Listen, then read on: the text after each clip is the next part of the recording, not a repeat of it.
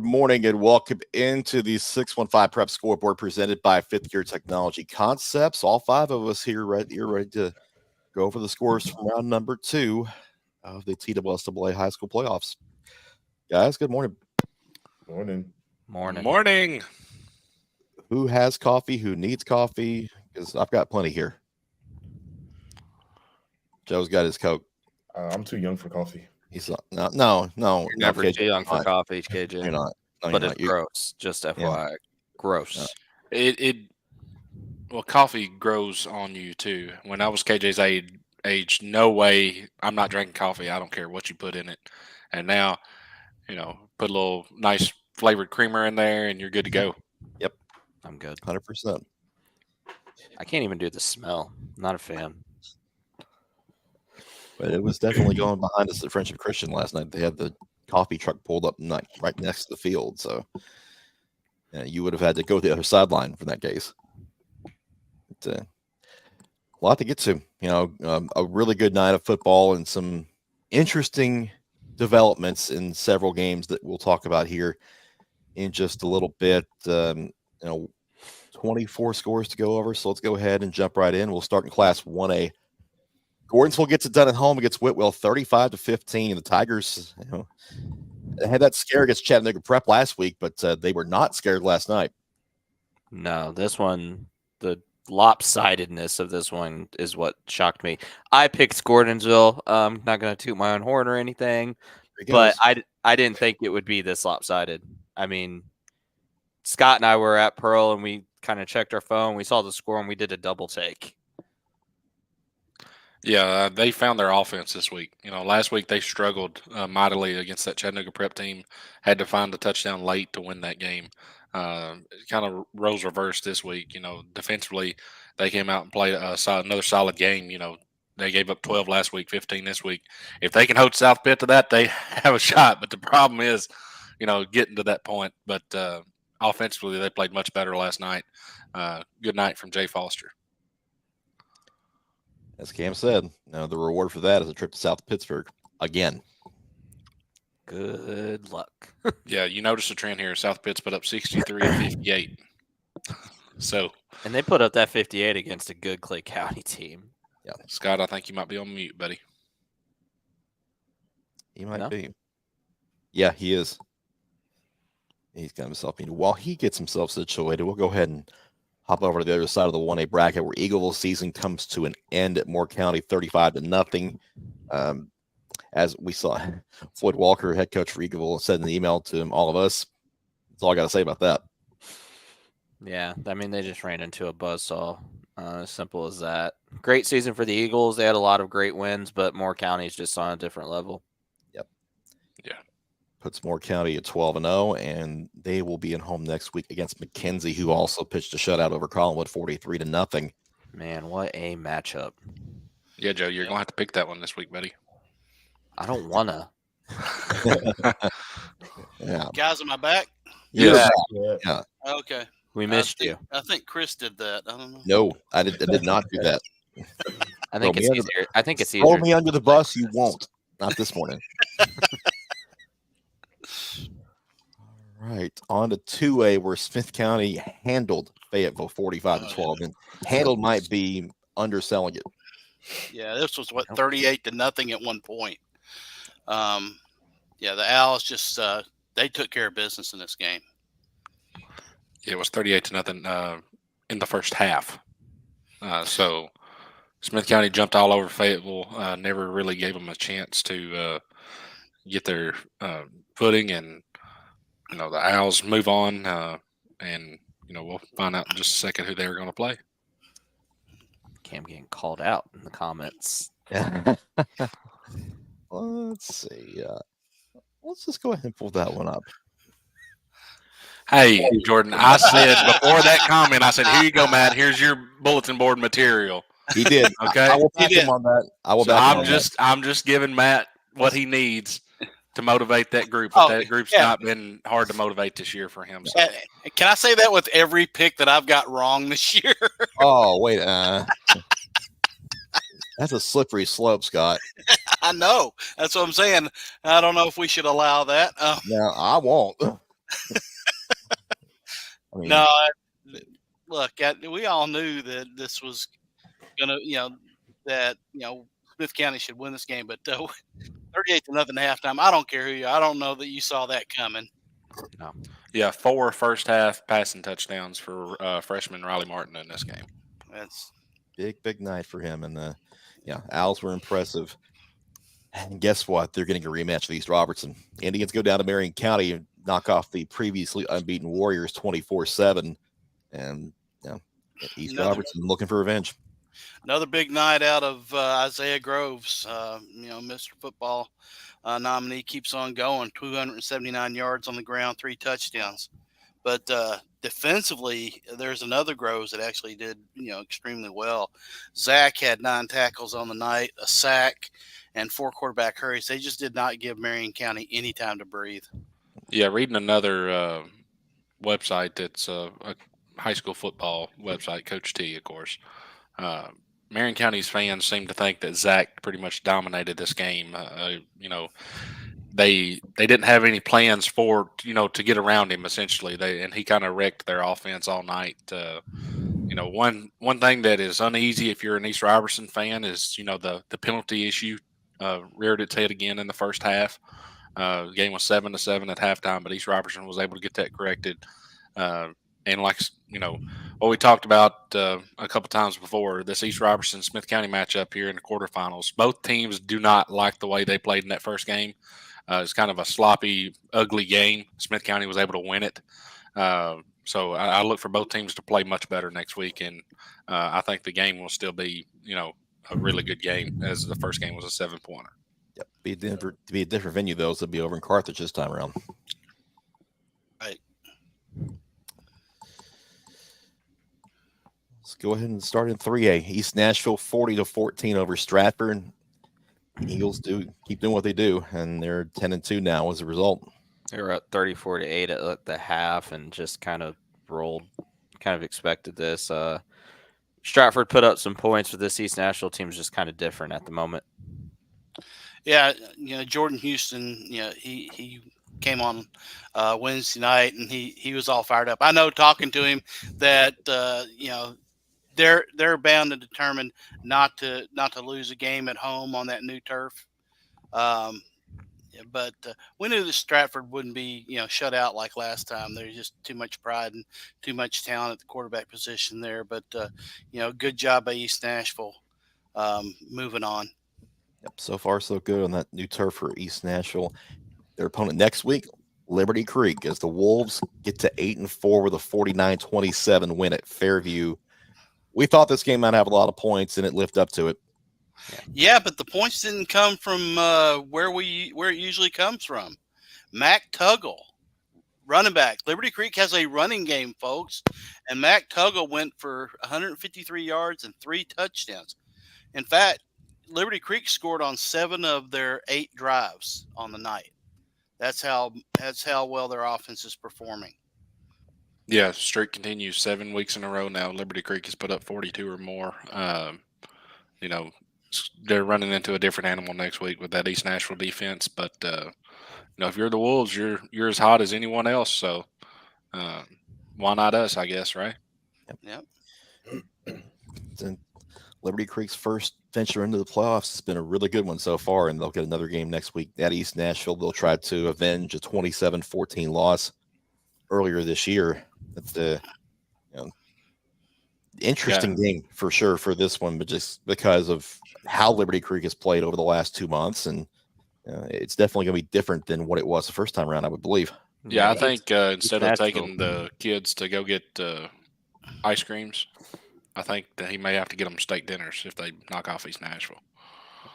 Yeah. East Nashville woke up something at Liberty Creek team when they played a couple months ago, so should be a fun one. That's going to be. I mean, I think it'll be a close one. Yeah, I talked to Rager the other day. He's fired up about this game. He's been waiting to get back to it, so it should be exciting. On to 4A. Macon County knocks off Red Bank 28-7. The Tigers were knocked out by Red Bank each of the last 2 years in Chattanooga. They get it done the third time around. And Macon County's first 11-win season since that 2003 team that reached the semifinals. Yeah, this was a business trip, I believe, for the Macon County Tigers. They actually left out Thursday afternoon to get down there. I think they went down there focused and with revenge on their minds. Tigers 11-1, and their opponent is going to be Upperman as Upperman knocks off Stone Memorial 28-14. And there'll be a rematch of a early season region game between these two that Macon lost 14-7 at home. They're going to go to Baxter in the rematch next Friday. Yeah, this has all the makings of an instant classic. Take the under. Exactly. What was it, 14-7 in the first first meeting? Yeah. Macon County absolutely playing at a different level right now, but Upperman has been better, I think, in the second half of the season too. So it's going to be really a really interesting matchup to see. I mean, honestly, which team can run it out. Macon County ran for 250 yards on 45 carries last night. It was Braden Warren who led the Tigers in rushing, 13 carries, 121 yards for them. They found another weapon in that backfield, and Gabe Borders now more out at wide receiver. He had 5 catches for 70 yards and a score. So this offense is diversified a bit, so where you cannot key on number 7. Yeah, and I think both of these teams are quite a bit better than that first time around. So should be a wild atmosphere in Baxter. Pretty much the whole town, the surrounding areas will be at this one as well. So yeah, Baxter will be shut down. Lafayette might be shut down to go up there because they took several vans and they wanted charter buses to go to Red Bank last night. So be a good atmosphere up there if you're around that area. Get up there for that quarterfinal game next Friday. Joe, you're up. Station Camp and Pearl Cone last night. Yeah, Station Camp goes up early after a long drive to start the game, but you got Javion Kennard here. Just doing what Javion Kennard does. This is Pearl's first offensive play of the game with about, 2 minutes to go in the first quarter. Darius Reed with a great touchdown reception here late in the second quarter makes it 13-3. Pearl really plagued by penalties last night, but once they got going, this is their first drive of the second half. Kashawn Tarleton kind of strolls in, makes it a 20-10 game. Station Camp not going away, though. Sanders Ellis here. He'll find his way into the end zone, punches it in. It's 20-10 with 5 minutes to go in the third. And this is where Pearl kind of just takes over, though, guys. I mean, this is what they do. Zion Simpson-Smith, you're not tackling him one-on-one. Sorry, buddy. Craig Tutt Jr., Robert Left the third, threw him to the ground. Ow. Then you got more Zion Simpson-Smith. Again, you're not tackling him one-on-one. Simple as that. Easy touchdown. And you got one. You'll have another strike here from Kashawn Tarleton to goodness, what's his name? LaDamian Hunter. Ball game. 41-16 Pearl. Javion Kennard following another blowout win for Pearl. This one maybe not as easy as some of the others though. 41-16. You didn't shut them out, but you got the win. How important is that? It's definitely important. We got a lot of stuff to work on. A lot of stuff to work on in practice. Had a rough start, them trying to keep us on the field. And noticing that a lot of teams gonna try to do that with us because we got a good offense. So we got a lot of perfecting to do at practice for sure. You got things going on that short screen, and you took it to the house 47 yards. Walk me through that play, man. What's going through your mind? Safety's off. We were saying immediately in film. Safety off. We're checking. Bubba Slings are doing all that. And one thing about this team, got to make a rep count. Got to make all your reps count. Everybody good on the team. 20-10 game there late in the third. They score, make it a 10-point game, but then you guys scored 21 straight. How important was it to see that sort of response out of your offense and defense? Truth be told, I had a feeling we was going to score because one thing at practice, we perfect 2-minute drill. That's all we worry about, 2-minute drill. Marshall County next week. They're coming off a big win tonight against Hardin County. You guys coming off a big win tonight. You guys know each other, obviously, from that Week 11 matchup, but how big is that win going into next week? It's going to be very big because state ain't promised for anybody. You got to come ready to work. Another big one for the Firebirds. Congrats, man. Zion Simpson-Smith following a 41-16 win over Station Camp. Obviously not the shutout you had against them earlier in the year, but a win is a win, especially this time of the year. How big is this going into a rematch with Marshall County next week? We got to carry on, pick up the mistakes we have. We got to keep going. We can't take it off embrace no nothing. We got to come out with heat. Got to keep it You up. had 2 touchdowns there in the second half. You really didn't do maybe a whole lot like you wanted in the first, but you got going in the second half. What changed? Well, even they don't give me the ball, it's cool. I'm waiting for my name being called. When they call my name, I'm going to have to make the other team stop me. Defensively, I mean, this is maybe a matchup you like. This is a running team. They're going to run right at you, Yes, but sir. they kind of pulled away from you there early on. They were running the opposite side. Yes, sir. How frustrating maybe was that, and when did you think you got going? Well, playmakers make plays. I got to find the ball no matter where I'm at on the field. I just got to block shed better, get to where I got to be.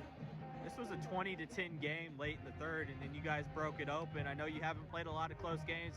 How important was that response you saw out of the team when you scored those 21 straight?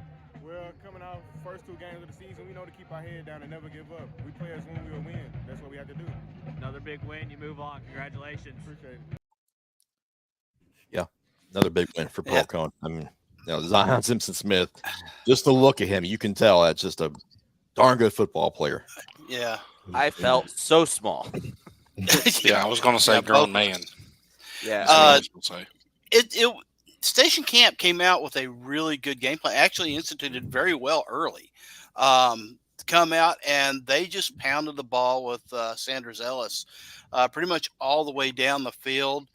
Got 3 out of it, and then get the onside kick. And what they get I don't know that they didn't attempt a kick that wasn't an onside kick, Joe. Yeah, every kick was an onside kick last night. And they almost got another one, but they get the onside kick, again, grounded down there. I don't know if Pearl had but maybe 1 or 2 plays in the first quarter. I mean, it just seemed like that. It just seemed like the first quarter, Station Camp had the ball the whole time. Yeah. So it was just kind of a dominant win for Pearl. That's kind of what they do. But I think they needed that sort of challenge. They hadn't been challenged. I mean, this is a team they beat 55-0 a couple weeks ago, and then they come out, look like they're going to pull away after a couple of scores. Penalties really get in the way there. They had a ton last night. People were getting mad about it, and they just still rolled. I mean, even when they're playing a bad game, they win 41-16. So, yeah, Javion Kennard's different. Zion Simpson-Smith, terrifying. I wouldn't want to tackle him, and he's a dude on defense too. He had several tackles. So, big win going into that Marshall County rematch. Yeah, I don't know what the record is for consecutive penalties called. I'm not saying earned. I'm saying called. Yeah. But they had to be getting close to it because it seemed like they're at the first stretch they were trying to score. It was penalty after penalty after penalty. At one point, I think it was 3rd and 40. Yeah, something like that. Yeah, but in the second half, I don't know whether it was a sell down or whether the officials' arms got tired of throwing flags. I don't know. I don't know what it was, but they really turned it on. Yeah, and the story continues with this Pearl Cone team. There's only 2 games this year that they've won by less than 25 points. Both those teams are still playing. That's CPA and NBA. Yep. Spoiler alert. Yeah. Right. And another rematch coming next week. Marshall County will travel back to Pearl Cone in that rematch of a Week 11 game up there in Nashville. So, like Javion said, I mean, they got to go back to work. Yeah. On to 5A. Centennial hangs on for a 20-14 win over Shelbyville. Dominic Reed, 3 touchdowns for the Cougars last night, but they had to hold on in the last minute. Yeah, the Centennial team, we knew this was going to be a tough game. Shelbyville's been putting points on the board, and having to go there is not an easy task. The Cougars, like you said, Chris, they hang on. It seemed like it took a little time, but Reed finally broke through and got them up ahead. When after that, there wasn't any looking back. They're going to Page next week as the Patriots take care of business over Tullahoma 37-7. Yeah, typical Page. I mean, that defense is rolling right now, and their offense is clicking too. So I wouldn't want to play them. Yeah, they're going to have to go a 2-Page again. And KJ, you were there for that first meeting. If I'm not mistaken. I mean, Centennial did a good job keeping Page on their toes on defense. Their offense struggled a little bit, but I'm excited to see how this matchup turns out. Yeah, Centennial turned the ball over a couple times in that first matchup, and I really think that played a big key in the game. But defensively, Centennial is playing really good football to be able to hold Columbia and Shelbyville to 2 scores apiece. But will it be enough against Page's defense? We'll see. Here's one that if you were watching it last night, you were on the edge of your seat. Henry County scores in the final seconds to knock off Hendersonville 46-42. The Commandos had a chance to put this one away late. Well, they were up by multiple scores entering – it was 42-31 entering the fourth quarter, and Henry County scored, went for 2 and got it. It's 42-39. Hendersonville goes on a long drive, have it first and goal from the 4. They run the football 4 times and are denied at the half-yard line. And on the play they were denied on, Hendersonville receives a unsportsmanlike conduct penalty that gives Henry County the ball at the 15 instead of the half-yard line. And Henry County goes 85 in under 2 minutes and scores with 7 seconds left to knock off the Commandos. Something that's impressed me with Henry County all year is their ability to come back from being down a wide margin. You know, they did it against Beach, and essentially they did it again here. And I think a potential matchup with Page is in the future for them. I just saw the touchdown. I'm gonna send it. I'm gonna text it to you guys. Caden Marshall threw an absolute dime. I mean, he put Javion Boyd in such a good spot there. I just saw the highlight. Man. Caden Marshall. I mean, that's what he did against Beach. Yeah. Sorry, KJ. I mean, that's exact. It's really played out a lot like this Beach game where they're down and all of a sudden they come back late and they don't force overtime here, and then they score 46 points in both of those wins. So what the heck? I mean, it's this Henry County team. They've been impressive all year. This is as impressive as a win as any. Mason Baker, I'm sure, had a huge game last night to really get this one going. So, yeah, Mason was working his magic, as the Hendersonville Twitter page said. Every time they needed a big play, he was scrambling and making it for them. Unfortunately, his commando career comes to an end, but that's a kid that you're going to see play on Saturdays for Army and running Army's offense. I don't think it'll be very long before he finds the field there at West Point. Yeah, that's just such a tough environment to play in too. Henry County, Paris. It's a long drive, and it's a hostile environment. But what a good game there, and just a tough loss for Hendersonville. Unfortunately, the end of the line for Beach. They fall at Southwind 45-22, and that Beach led this game early on. It was back and forth in the first half, but the Jaguars 12-0 proved a lot to a lot of people last night. They definitely proved that they're not frauds. You know, early on we talked about they haven't faced a team that's going to run down their throats, and they responded really well. And this hurts me, more than it hurts anyone, but we'll live. I was going to say, I think there are other people probably that drove to that game that are hurting this morning. Yeah. He called me. Did he? Future's bright for the Bucks, though. Oh, for sure. Yep. So it's Southwind traveling to Henry County in the quarterfinals next week, and people over there in Rudderville and Centennial are going to be keeping an eye on that one for sure, because their semifinal opponent will come from that game.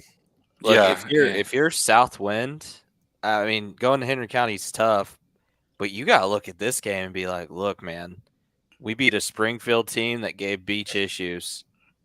We beat a Beach team that gave Henry County a lot of issues, and we beat both those teams thoroughly. I know both those games are at home. It's going to be tough going to Paris, but I'm telling you guys, I think the Southwind team is legit. KJ, Matchup you disavowed.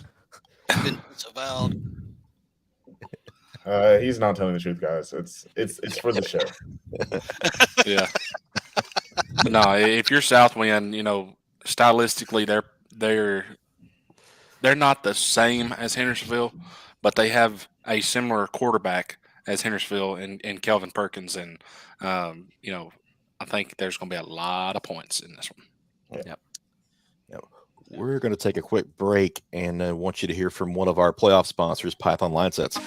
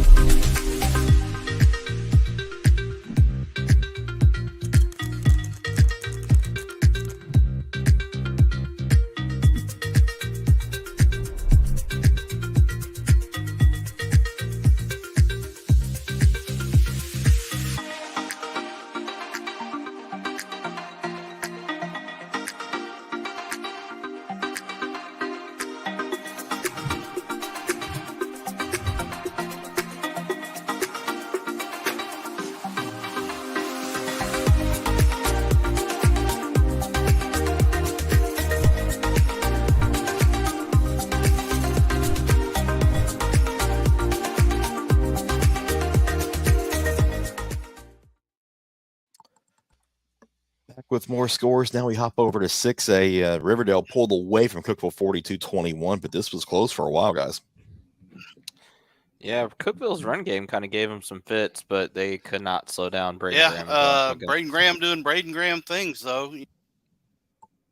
Yeah, 22-28, 290, and 3 touchdowns. Brought Montgomery another good night, 122 yards receiving, couple of touchdowns. Big win for a team that we knew might face a little bit, might be a preview of what they're going to face because Cookeville is a big-time running team. Yeah, speaking of big-time running teams, Oakland, one of those, they get it done 24-2 at Mount Juliet. Unfortunate note from this game, Harrison Edwards had to be taken off on a stretcher, injured in a serious collision. The good news, though, is that he's expected to be released from the hospital. Yeah, that's a downer, unfortunately. Big night for go ahead. Just a sort of what we expected. We thought Oakland's defense would dominate this. Mount Juliet being down John Michael Crudup and then losing Harrison Edwards as well in the first half. Just the stack was, the cards were stacked against Mount Juliet to start, and they just seemed like they just overwhelmed Mount Juliet. And I don't know if you guys have seen it yet, but I believe one of the guys that covers for the Tennessean has a video of DeJuan Morris's 76-yard touchdown run, and it's pretty sweet. Yep. Juliet's season ends at 9-3. Yeah. Go ahead, Scott. Well, a lot of the stories out of the 10 Bears possessions, 2 ended on fumbles, 1 on an interception, 2 on punts, 1 at the half, and then 4 of them ended on turnovers on downs. That's how well the Oakland defense played in this game. Corey Smith, a player who does not get enough talk, 8 tackles, 3 tackles for loss, fumble recovery, easy for me to say. Caleb Ellison, 13 tackles, a sack, and 3 tackles for loss. This Oakland defense is playing at a very high level right now. Another rematch. This time, Battle of the Borough shifts over to Riverdale for the quarterfinals. And Joe, I know you're chomping at the bit to get over there and see that game. Yeah, I mean, I've never covered Battle of the Borough before, and after how the last game ended, yeah, I mean, how could you not want to be? Oakland looking for some revenge. I mean, spoiler. I mean, I have to pick the team I picked to win a state title here, don't I? But this game could go either way. Simple as that. I mean, I think it'll be another classic. I don't see a blowout. I think both teams are too good for that, and should be a fun one over at Riverdale next Friday night. It's okay, Joe. I'm going to have to ride with the one I picked. You picked a good one, though, too. So, I mean, Ravenwood takes care of Smyrna 38-9. The Raptors get it done on the road in an impressive fashion. They end Smyrna's 7-game win streak. A good second half of the season for Smyrna, but it's going to fall short for them this time. Yeah, really nice game from Femi Babalola, 14-19, 134. That passing game is starting to click, which is very, very dangerous for teams playing Ravenwood who have been primarily a running team. They get that passing game going to complement, they're going to be a tough out. They'll face Brentwood again. Bruins win 38-14 over Summit to keep the train going. They're now 12-0. Yeah, huge night from Baylor Hayes. Yeah. Jeez. Yeah. And Clayton Merrill had himself a night. I mean, oh, yeah. Yes. Battle of the Woods is going to be fun. I think it's going to be a much higher scoring game than the last time. Yeah. I don't think it's I don't think we see quite the same teams that although the Brentwood team is like we've been saying, they're the most complete team across the board, and Baylor Hayes just had himself a night, and Clayton Merrill, like you said, 14 for catches for like 168 and a couple scores. This is going to be a good game. Brentwood's going to have to buck a little recent history between these two teams to ensure they advance. In 2019 and 2020, Brentwood won the regular season game. Ravenwood won the rematch in the playoffs. So, that little piece of history is not on their side. So they've got maybe something to prove there. If you're wanting to rewrite history, having Baylor Hayes is the way to go. Yeah. That's a very good point. Yep. Let's get to Division II, and let's get some highlights from Murfreesboro. Calvin White was over at Middle Tennessee Christian last night against First Assembly Christian. Visiting Crusaders are going to open the scoring here. Josh Wright finding Jonathan Davis for his 67-yard touchdown to put FACS up 7-0, less than 2 minutes in. Here it's Eli Wilson going to find the end zone from 12 yards out as the Cougars draw even on the first play of the second quarter. Next Cougar possession, Wilson cuts upfield, and he's gone. 54-yard touchdown there. It's 14-7 Middle Tennessee Christian. Crusaders fought back, though. They got an answer here. Wright finds Robert Ivy. Top-notch concentration on that ball in the end zone. All even at 14, they went to halftime that way. Wilson again around the left side, his third score of the game, third quarter. MTCS goes up 21-14. Are you sensing a theme here? Wilson goes way wide on this one, finds as much space as he can to find the end zone for his fourth TD of the night, 28-14 Middle Tennessee Christian. First play of the fourth quarter, he adds another one, 35-14 MTCS. Cougars in control. Later in the fourth, somebody else finally gets in on the fun. Yates Guerin here from 39 yards out, 42-21 there. MTCS rolls 56-28. That's just not fair. It's nice of Yates to run at Calvin while Eli ran away from him on every touchdown. Yeah. All I saw was Jesse Perry pulling and coming through the hole. Yeah. It's a scary sight. Yeah. Guerin and Wilson each added another touchdown late there. Wilson had 6 scores. Wow. And the Cougars are going to the semifinals for the second time in 3 years. It's their first ever 10-win season. That's 439 yards of total offense, only 11 through the air. Yeah. And they will travel to Columbia Academy next week, and that's going to be a wild matchup between Eli Wilson and Monte Baldwin and those two teams. if you're MTCS, you're feeling good about this game, I think, for the simple fact of you just saw Jackson Christian team without its best player and Jalen Mosley put up 41 against Columbia Academy. Monte Baldwin's that offense. He does it all. High scored shootout here, but I think MTCS maybe a little more weapons to rely on. Bottom half of that bracket, Nashville Christian in a wild one at Trinity Christian. We thought this might be a pretty high scoring game, and it was 45-38 Nashville Christian. Well, this is the Nashville Christian team that we've been waiting on offensively, right? Jared Curtis, 256 yards passing, 4 touchdowns, 118 yards rushing. Just an incredible offensive performance against a pretty good Trinity Christian team. Yeah, me and Joe, we called this week. So we said the first one to 40. We called everything but the right prediction. Yeah. I think Nashville Christian actually won this game on a screen with like 2 seconds remaining. So, I mean, to go out there, TCA's defense has not been the best all year, so Nashville Christian needed that. TCA's got some offensive weapons. They got a lot to clean up, though, defensively going into this week, knowing who they have. Yeah, 29-yard screen pass to Brock Haywood for the go-ahead score with 2.3 seconds left. So good timing for that one. Curtis, 4 touchdown passes, 2 touchdown runs. Haywood ran for 67 yards on 10 carries. Also had 2 catches for 63 yards in the game winner. So big night for Nashville Christian, and their opponent comes out of this game right here. DCA Friendship Christian. Early on, Dante Parker gets the party started for Friendship Christian. 54 yards to open the festivities. And the Commanders go up 7-0 early in the first. Then Friendship Christian will give the ball to their ace in the hole, number 5, Tyson Walcott.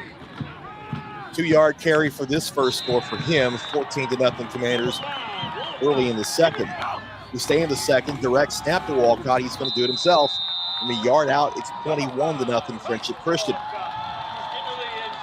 Thought he was going to have a long touchdown run here on this next flip, but the turf monster might have tripped him up just a little bit right there, and they finally do haul him down inside the 5. Next play, though, he does it himself and takes care of it. 28-0 on his third TD of the first half. Tough night for Mitchell Carey.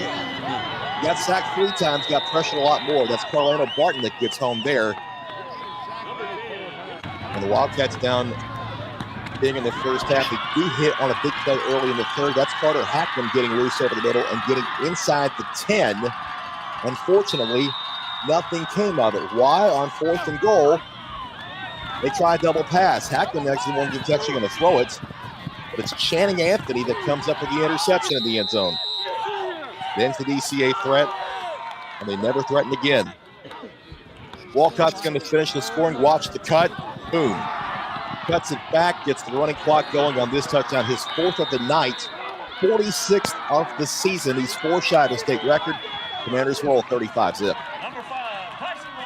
Guys, a shutout victory. Second one over DCA this year. 1 step away from Chattanooga now.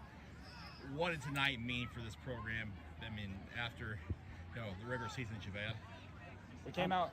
We came out here last year. Only destroyed them in the regular season. Came out, had a close game, and our goal this game was to leave no doubt. And I think we did that. I agree with that. I mean, our O-line took care of business. Our D-line did what they were supposed to.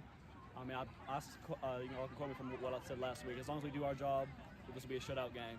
I mean, the first snap, you guys lose a fumble, but then everything else seemed to go right the rest of the night. Now, how important was it to bounce back quickly off that error and not let them in the end zone? Got to have a short-term memory. Can't let those bad plays dictate the rest of the game. Seems like it happens every year. Always bad first couple plays, but then we come back and play a good game. Tyson, you've had an outstanding season. You've had a ton of touchdowns. Yes, sir. There is a state record out there that you're kind of in range of. I'm sure you're aware of it. Yes, sir. If you were to get it, what would that mean to you?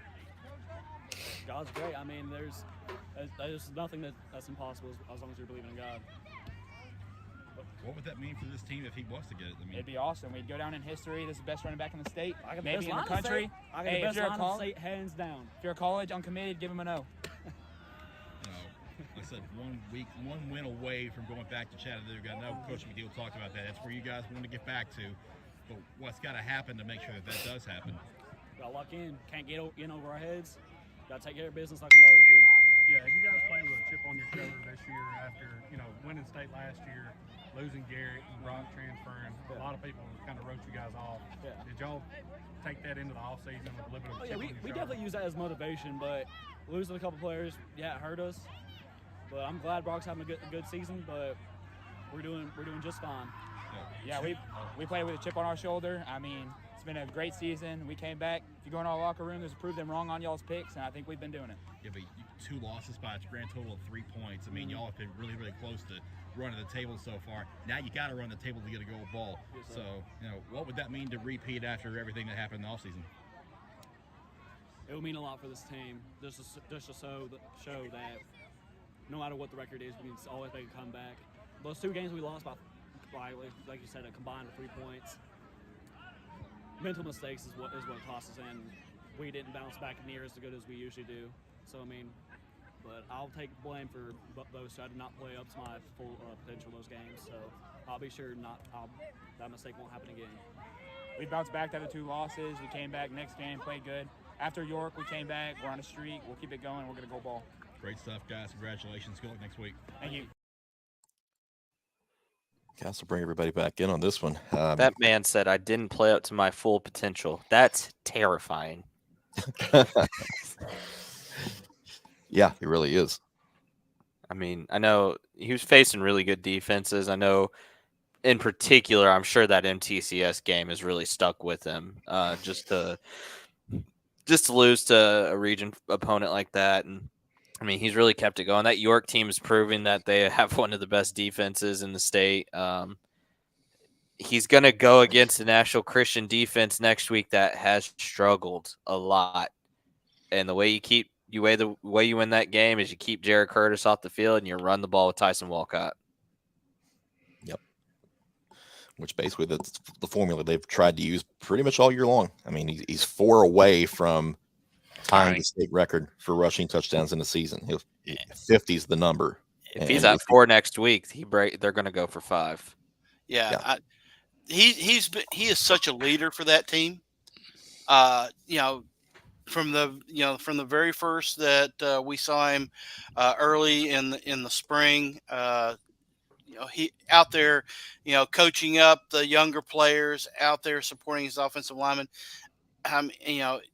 This is a 2-way player. I mean, they don't come, a lot more. I don't think they come together as a team without Tyson Walcott there.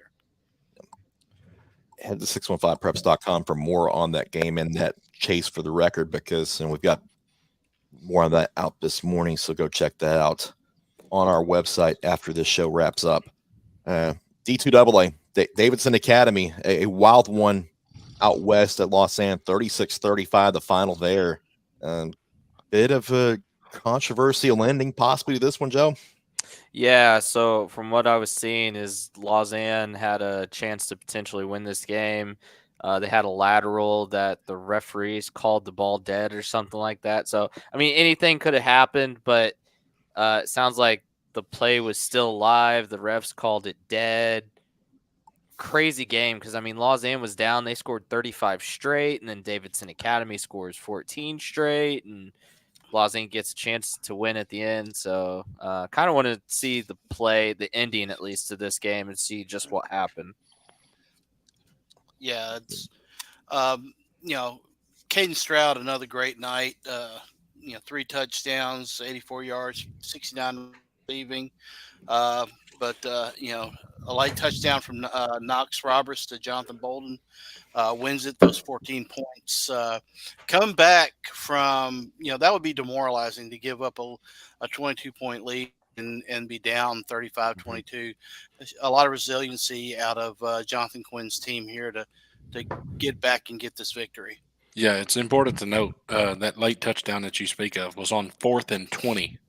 Yeah, near midfield. So they threw up a prayer and it was answered. So Davidson Academy moves on to face the Bucks. Boy Buchanan they'll be traveling to next Friday night. Gary Rankin's team in the semifinals, looking for a shot at state. God, he's got that thing going so fast. Yeah, I don't think any of us are shocked, but man. Well, I actually think it was last year, or maybe in the our preview show this year, where I said it's going to happen. It's just a matter of when. Yeah. Yep. On the other half of that bracket, CPA no problems with the USJ, 48-11, as the Lions go to 11-1. Score got me much. I mean, they got out fast and they never gave up. Typical CPA this time of the year. Yep. Here's one that might have been surprising to some: 50-15 FRA over Knoxville Webb. I mean, FRA wins, but I thought this might be a little closer to that. Yeah, they're taking care of business right now, boys. They put a 445-yard burger up on the Spartans. Ty Clark, 182 yards on the ground, 2 touchdowns. Logan Kennard, good night. I'm sure he'd like to have the 2 picks back. He threw 3 touchdowns, but the defense did really well. Knox Webb was 0 for 10 on 3rd downs. I would like to see how you would put toppings on a 445-yard burger. Just saying. Say it with me, everybody. Rematch. FRA CPA. They're going to be at CPA next week, and this was, like I said on Wednesday, this was a 3-point game of the 4th quarter the first time around before turnovers did FRA in. I suspect that this might be a little bit closer this time. This is why we did that potential rematch story this week, because if teams took care of business, we were going to be loaded with great ones this upcoming week. And we are. I mean, CPA, FRA, I mean, come on. I mean, I know it was Chris and you and I were there. It was 24-7 game earlier in the year. CPA pulled away late. It's going to be better. Yeah. Run the ball, Ty Clark. Just run the ball, Ty Clark. Yeah. Yeah. D2 AAA, Brentwood Academy's run ends 49-10 against Macaulay, and Blue Tornado doing what they do. Brentwood Academy led 3-0, and I think Macaulay rattled off like 35 or 42 straight. So defense was an issue yet again for Brentwood Academy, and just a frustrating year. Simple as that. When you got talent like George McIntyre and Tamari and Shavar, all those guys. They were able to. Macaulay was able to keep Brentwood's offense off the board. The only touchdown for Brentwood came on a fumble recovery or a fumble return for 3 yards. I mean, it was like you said, frustrating has to be the word. I'm sure there are more words. We just can't say them because this is a family-friendly show. Yeah, this one is at least. Maybe in the after show you could. Yeah, but, exactly. Yeah, right. I mean, did any of us see a 2-10 year for Brentwood Academy though? I mean, no. Are you kidding me? I picked them to win state. You want to talk about a miss? I picked them to go. I may be perfect last week, but dang. Yeah, you got to eat that piece of pie. Yeah. The team that I picked didn't get their chance in the postseason. So. Yeah. Well, that wasn't your fault, Cam. D2 AAA was an enigma wrapped up in a lot of other things. And it looks like we're headed potentially for Macaulay Baylor final. So NBA might have something to say about that, though. They knock off Ensworth in overtime, 17-14, and surprise. I don't know if you can't say that NBA is the hottest team right now. I can. Look at how well they've played since the middle of the season. I mean, they found the recipe, and it's a matter of execution for them going forward. You know, if they can keep the game in the high teens, low 20s, they're going to be in every game. Yep, the hottest team in the state's on the other side of the bracket, guys. Yeah, but I mean, since the development of Hugh Price and that NBA passing game has meant everything to this team. And in this one, he gets the job done late, so he's established himself as a guy, as a leader on that team. This one really had a wild finish. Jordan Diani blocked a 26-yard field goal attempt late, and which put it into overtime. And then the Jake Moore strip sacks Max Holtzclaw, and that gives and immediately they go right into field goal mode, and Liam Hackett knocks it through. And I will say Brooklyn Davis also had a touchdown pass in this one for NBA. The rematch will go at McCauley, and McCauley won the first game 35-0 in September. So NBA's got to go back down there to take on the Blue Tornado at home in that semifinal game next week. McCauley doesn't have to go far from home if they win this one either. No. Nope. Right down the road. Yep. just a little short drive. They can walk. Yeah. They got plenty of time. We all picked it. We all picked the potential matchup that we're potentially looking at. So, and if that does happen, it may be a record crowd for a Blue Cross Bowl. Mm-hmm. Yeah, no kidding. Yeah. Look at that other half of the bracket. Baylor and Knoxville Catholic will be in the other semifinals. Catholic knocked off MUS 31-28. I think that's the most impressive one of the night, guys. I mean, they traveled all the way across the state against a really good MUS team and beat them on a last-second field goal. And let's be real, I don't think a lot of people expected Knox Catholic to do a whole lot. I think a lot of the preseason predictions had them at last in their region, and they're right there playing for a chance to go to Chattanooga, trying to play spoiler against what could be the best team in the state in Baylor. Yeah, they were the odd man out in that region. Yeah. The way it split, they were the ones that everybody was like, man, we feel bad for Knox Catholic. Yep. And then here they are in the semis. So Nobody's feeling bad for them now. Nope. I mean, they're a semifinalist, and it turns out D2 AAA was the class that nobody could figure out. Yeah. At least as far as beyond Baylor and McCauley. And don't be surprised if some more wild stuff happens. Yep. They will lock up a spot in the Blue Cross Bowl next week when they tangle in those semifinal games. Should be a good one. And that's all the damage we can do for a scoreboard show after the second round. A lot of interesting stuff. And next week, going to be really good with a lot of rematches. And who knows what's coming next. Yeah, we got to figure out where we're going, boys. Chaos. we got to figure out where we're going. But also, for viewers that may find our show that's not in the 615 area code, you'll be glad to know that we are now in officially branch out season. So we will actually pick every game starting next week. So yep, you can watch me get every game right next week. It's going to be great. You lost one this week. We're coming for the crown. He lost more than one. He just lost one in the top 10. Mm-hmm. Yeah. Pick over 700 games this year, and somebody's walking away with a trophy after it's all done. But don't worry, Joe. Instead of getting the crown, you can just get a Happy Meal. Can we get him a gesture? How about a gesture? I'm gonna go get one today when I head out to Waverly here in a few hours. So there you go. Get some of them nuggies. Yeah, get some. Hey, while you're at it, we could use a food sponsor. Yeah, or 2 or 6. Hey, we're still waiting. We're still waiting on the sponsor for the cobbler trip on day 1 at Blue Cross Bowl. Yeah. Yeah. Hey, if you got a food truck out there, we're all for you. All right. Well, thanks everybody for joining us this Saturday morning. Go enjoy the day. Go enjoy the day and enjoy the college football. And we will talk to you Wednesday night in the Mid-State 48. Get you ready for those Division II semifinals and Division I quarterfinals. All the rematch fun you could have in 1 week. We'll have that ready for you on Wednesday, and ought to be a good one. So stay tuned for that. For all the guys, I'm Chris Brooks. We'll see you all on Wednesday. Have a good one.